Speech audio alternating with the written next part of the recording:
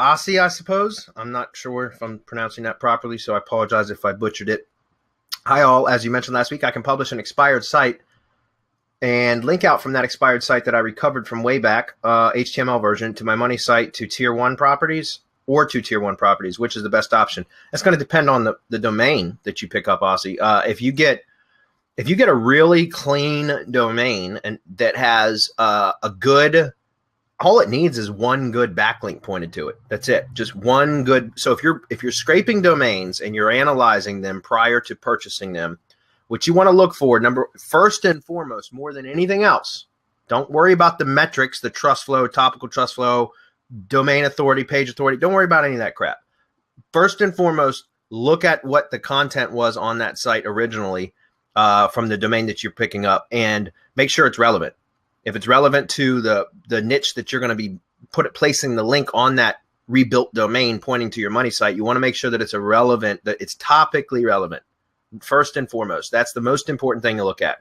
The second most important thing, very next thing that you do is go look at the backlink profile and make sure that they're clean backlinks, no spammy shit. You want to look at one thing that I like to do with Majestic is look at the map. When you look at the backlinks, the map, it'll show you where backlinks are coming from. And so typically if it's got backlinks coming from Russia or China or Korea, a lot of the times I won't even pick those domains up because it means it's been spammed. For the most part, the vast majority of the time it means it's been spammed. But you also just want to kind of just scroll through and take a look at the backlinks. Guys, I'll pick up expired domains. I don't do it near as much as I used to, but I will pick up expired domains that only have one backlink because that's all that matters to me, especially if it's on what I like to do. Like, obviously, the more referring domains it has, the better. As far as, and let me try to explain this a little bit better. It used to be the more referring domains, the better. But that's not the case anymore because what you're looking for is it's not quantity, it's quality, right?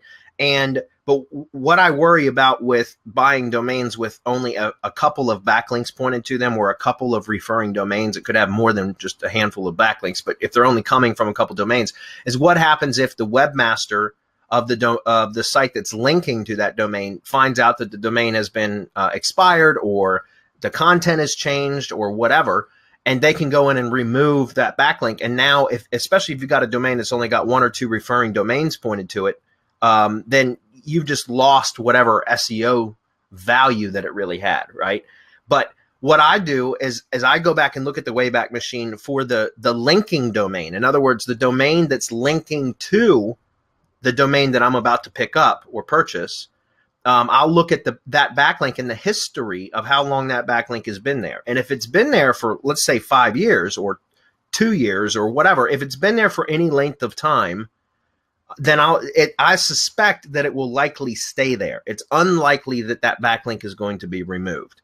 And so I just want to make sure that the linking domain has some history for how, like, that backlink has been there for some period of time. And depending on how desperate I am for expired domains for that particular niche will determine how far back I'll go to cross that threshold to where it'll make it worthy of my purchase, or let's say I abandon it because the backlink's too new. You know what I mean? But the other part of that is it used to be also that you would look at the backlink profile and you would worry about backlinks dropping from the domain if you picked up an expired domain and then rebuilt the site, which is how we used to do it, right? We used to do that with private blog network sites or PBN sites, right? We would go out, buy expired domains because of their metrics, we would install a new WordPress site, install new content. A lot of the times it wouldn't even be in the same niche.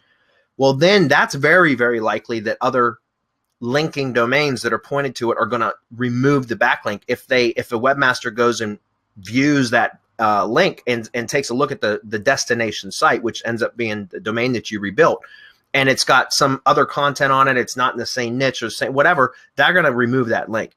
But when you're building expired domains, when you're rebuilding expired domains with the content that was on them when they expired, then even if a webmaster were to look, they're going to see the same site that they linked to originally anyways. Does that make sense? So my point is, when it comes to buying what I call PLN, or private link network sites, instead of private blog network sites, they're private link network sites because they're not really blogs. They're not WordPress, right? They're HTML sites.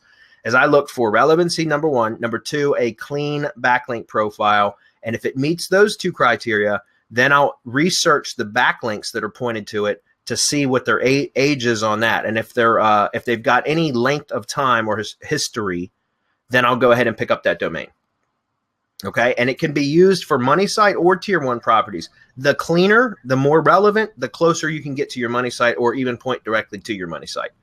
If there's any question, or if it's not necessarily in the same niche, like if it doesn't cover the same topic, if it's a little bit broader, or it's like a tangent market or something like that, then I would use it as a tier 1, a link to tier 1 properties instead. You guys have a comment on that? Yeah. If I can just add something, I have two, three. They turn into being three things. We now have a Dedia and a Dr. Gary, who are really good at spotting the domains that we need, and they're niche relevant, right? They add the relevance that we want, so we don't go through that process any longer unless we have to or unless we want to. Yeah. The second thing is, if you don't do your due diligence with these domains, you're going to tank your rankings. If you point it at your money site and you didn't do it right, you're going to see it go in the shitter. Like, it's almost overnight. So you have to make sure that you know what you're doing. If you don't and you still pick one up, go to tier 1. Go where you at least have a layer of protection until you actually know what you're doing, because you learn over time, right? You learn to spot them, and you learn to spot what's actually spam and what isn't. So once you're that good, then you can say, okay, I'm going to pick this one up and I'm going to point it at the money site, and you're going to see wonderful results. But that once you're experienced. If you're not, don't do it. Don't do it unless you want to see your tank go in the. I mean, you want to see your site go in the dumper. Then by all means, go ahead. Yep.